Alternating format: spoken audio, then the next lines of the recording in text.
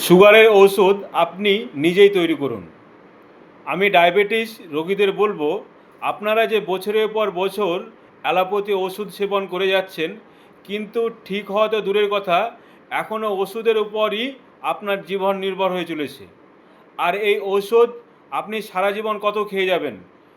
প্রত্যেকটা রোগের একটা কোর্স রয়েছে। এই ওষুধ এতদিন খেলে আপনার এই রোগ সেরে যাবে, কিন্তু সারা বছর যদি আমি ওষুধ খেয়ে যাব, তাহলে আমার চিকিৎসা আমি কি পাচ্ছি ডাক্তারের কাছ থেকে বা সেই ওষুধ থেকে? আজ থেকে বন্ধ করুন আপনার সিদ্ধান্ত। আস্তে আস্তে অ্যালোপ্যাথি ওষুধ বন্ধ করুন, আয়ুর্বেদিকে ঝোঁক দিন। আজ আপনাদের আয়ুর্বেদিকের ঔষধ বলবো, যেটা খেলে আপনার সুগার ধীরে ধীরে কন্ট্রোল হয়ে যাবে এবং সারা জীবন আর ওষুধ খেতে হবে না। কোন কোন উপকরণ খেলে আপনি সুস্থ থাকবেন সেগুলো আজকে বলবো। আপনার এই সুগারের সমস্যা কেন হচ্ছে? আমাদের লিভারের পাশে যে প্যানক্রিয়াস বলে অর্গান রয়েছে, এই অর্গানটা দুর্বলের কারণে সঠিকভাবে আপনার ইনসুলিনের মাত্রা ঠিক রাখতে পারে না। এই ইনসুলিনের মাত্রা যে ঠিক করে, সেই অর্গানটার নাম হচ্ছে প্যানক্রিয়াস বা অগ্নাশয়। এই অগ্নাশয়টা মজবুত হলে আপনার সমস্যার সমাধান হয়ে যাবে।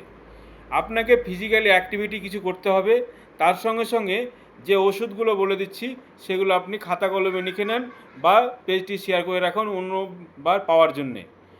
শুকনো বেল পাতা, শুকনো বেলের পাতা, মেসশৃঙ্গ, গুড়মার্ক, এগুলো পাতা দেবেন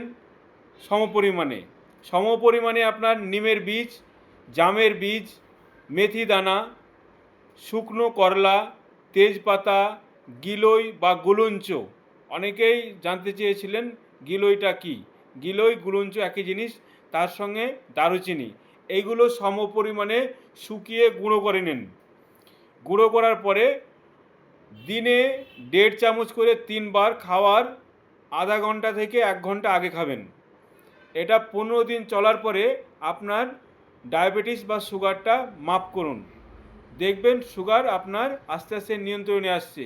যখন নিয়ন্ত্রণে আসছে 15 দিনের পরে আপনি 1 চামচ করে দিনে 3 বার খান, তারপরে হাফ চামচ করে দিনে 3 বার। এরম করে আস্তে আস্তে আপনার সুগারের ওষুধ আস্তে আস্তে বন্ধ হয়ে যাবে।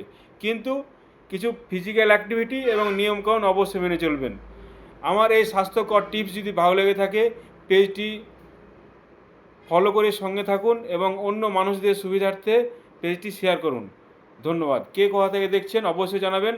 কার কত বছরের সুগার বা ডায়াবেটিসে ভুগছেন সেটা অবশ্যই জানাবেন, এবং কারো কোনো ওষুধ ছাড়া অন্য কোনো ওষুধ চলছে কি না, হার্টের বা অন্য কোনো ওষুধ চলছে, আপনি ডাক্তারের সঙ্গে পরামর্শ করে ওষুধটা বন্ধ করবেন। হঠাৎ করে ওষুধ বন্ধ করা যাবে না। আর এই অ্যালোপ্যাথি ওষুধ খেতে খেতে আপনার কিডনি, হার্ট, এগুলো অন্যান্য অর্গানকে দুর্বল করে দেয়, প্রত্যেকটা অর্গানকে দুর্বল করে দেয়। সুগারকে কন্ট্রোলে রাখতে হবে, ব্লাড প্রেশার কন্ট্রোলে রাখতে হবে। এটা যদি কন্টিনিউ না থাকে তাহলে কিন্তু অন্যান্য অর্গানকে আপনার ফেলিওর করতে বাধ্য হবে। আজকে এখান থেকে ধন্যবাদ।